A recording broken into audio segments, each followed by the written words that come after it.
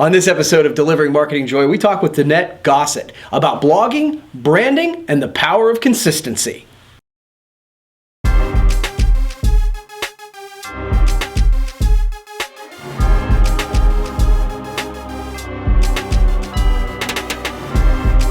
Hey there, and welcome to another edition of Delivering Marketing Joy. I am your host, Kirby Hasseman, and joining me today, I'm super excited, Danette Gossett. She's the president and CEO of Gossett Marketing. Danette, thanks so much for taking the time. Oh, my pleasure. Great. Well, the way that I kind of got to know about you is through social media and kind of reading your blogs. And, I've come to find that you've built a bit of an online brand through blogging, obviously through other things too, but blogging you're pretty well known for. So how has that helped your business? What tips do you give people who want to follow your footsteps and build a blog? Well, blogging is something that you have to be very consistent with. And I think that that's what really helped us in the early years. I resisted blogging initially. I'm like, oh no, please don't make me do this. But I really found that it was something that should be out there for people to understand who we are and what we do. And I'm always amazed when I go into one of my clients' offices and all of a sudden they go, oh, I just saw your blog about the big cupcake or the whatever it might have been, because we do try and write about some interesting things and not just some of the more typical items, because I have many blogs actually, but the primary one is Interesting Marketing Tidbits, which is the one for Gossett Marketing, and we try and do interesting marketing tidbits, and so by doing that, it has kept me in front of many of my clients, and given that the millennials are coming up in the business world today, and they're online all the time. So I didn't want them, even though we've been in business over 20 years, I didn't want them to be thinking that we were some old company and that we were on top of the newest trends and what's going on. So in that regards, felt that we had to get into blogging. So one of the first tips I would say is being consistent with your blogs. A lot of people set up a blog and then they do a blog in January, and then they might do another blog in March, and then they do another one maybe in July, and then all of a sudden they do 3 in July, and then they come back again in September, and it's just, it's not there. And so no one's going to follow that. No one's going to really pay attention to that, and you're not going to get any credence with Google and Google rankings. And so we are extremely consistent in putting out our blog posts, and it's made a big difference because we are consistent. People know to look for us. We also repost them on Twitter, and they get picked up and retweeted all the time. So it's kind of got a life of its own.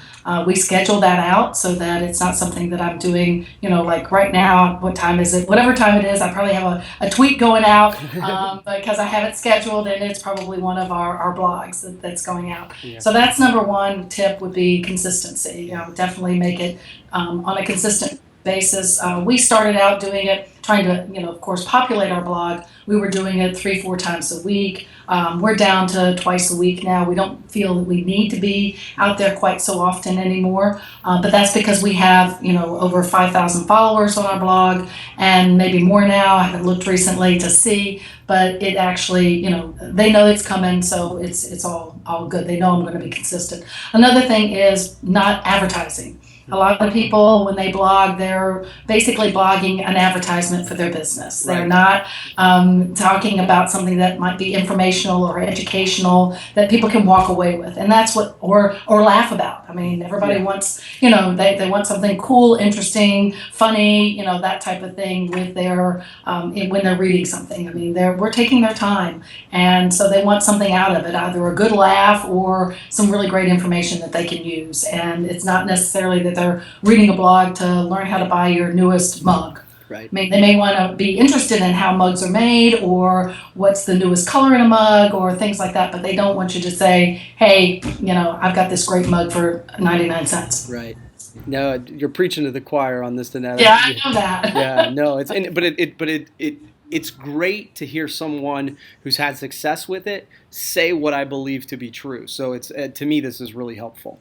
Yeah, and we have gotten business from it. I mean, one, yes, our existing clients take a look at it, and it reminds them of some new and different things. But one of our earlier blogs, we did, the Confessions of a Pen Thief, and it was basically about taking the pens from the Ritz-Carlton hotels because that's what they're there for. They want you to take their pens, Right. and literally someone was Googling Ritz-Carlton pens, and they came across that blog post, and they're like, great, and we've been selling them their pens. It's a restaurant chain out of Atlanta, and we've been selling them their pens for probably 5 years now. Wow, that's So awesome. yeah, that's why we do it. That's a great part of it because that pays for it. And we've gotten others like that, but that's my most fun example. That's a great one. That's a great one. Now, one of the things that I say a lot is that I think that if you combine the power of promo and social, there's a ton of power by combining those. Do you agree with that? And I guess if so, why do you think that is?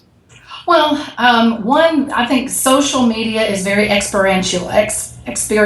Right. You're being a part of a conversation. You're being part of something.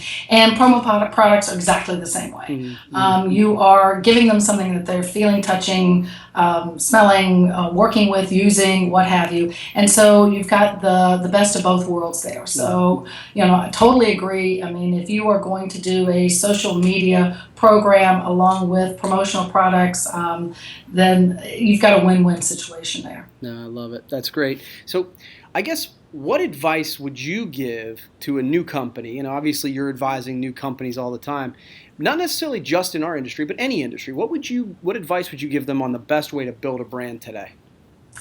Back to consistency. Yeah. One, you have to figure out who you are, what you are, and why you are. What are the benefits that you're going to be bringing to a company?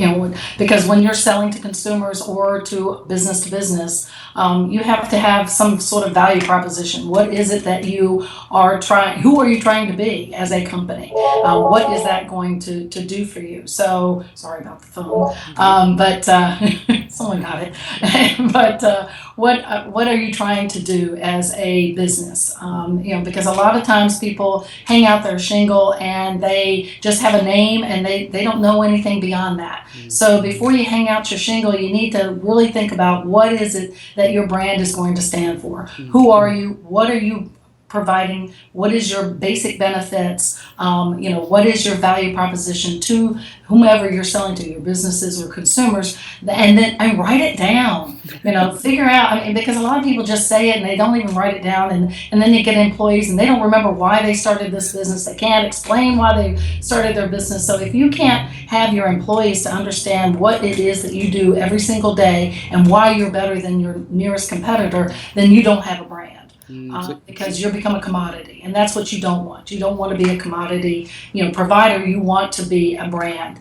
And so once you figure that out, then you've got to go back to the same thing I said for social media: consistency. You've got to be consistent in your message. Yes, you can add different taglines as time progresses. We've seen it for a lot of different brands, but you've also seen those brands that change their tag every single year, or they change the value proposition every single year, and you're just kind of like, well, what are you? What are you doing? Because they haven't figured it out. That's right. The reason they keep changing it. So the big brands like Coca-Cola and Nike and Pepsi and all the big names, they have come up with what they really are and what they're trying to do, and they stick with it. They don't change it all the time. They may, commercials are different. They're probably telling you different types of ways to use their product, why you should use their product, but their whole value proposition is still there. They're providing, a quality product at a good price, or they're providing you a luxury product at a high-end price, but it's worth it.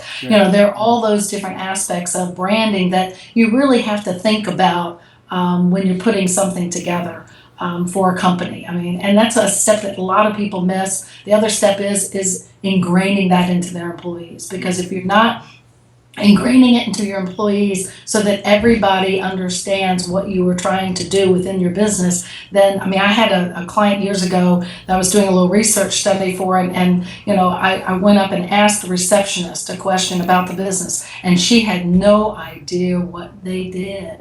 And I'm like, oh my God, really big missed opportunity. And it was a large company, really big missed opportunity. I said, she is your first channel of opportunity with people coming in to be hired for a job, people coming in to buy your services, all sorts of things. And she didn't even know what the company did. She's like, oh, I just answer the phones and, greet people. And so, you have to go from top to bottom. Everybody needs to know what the message is and why you are who you are and what you're doing. Boy, that's great advice, Danette. I appreciate it. And man, this has gone fast. It's like you've answered my 3 questions already. Cool. I give you a chance to ask me one question. So, do you have one queued up? Yeah, I do actually. You had told me that you wanted to do that, and I started thinking about it, and it's like, I've actually thought about doing some video blogs. That's kind of what I see this as, is kind of like a little video blog. Sure. And I'd really like to know what you feel that it has done for your business, and what kind of tips you would give to people that were thinking about doing something, not necessarily an interviewing blog, but any kind of video blog that, and how has that worked for your business, and the tips that you would give. Sure. Well, it's a great question. Danette, it's been this particular, the Delivering Marketing Joy series has been a really good thing for our business. It goes back to partially from what you said, right? We've been consistent.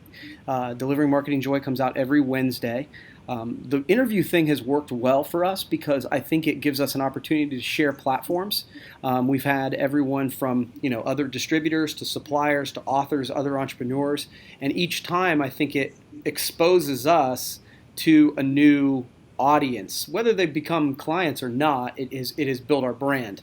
Certainly has built my personal brand as well.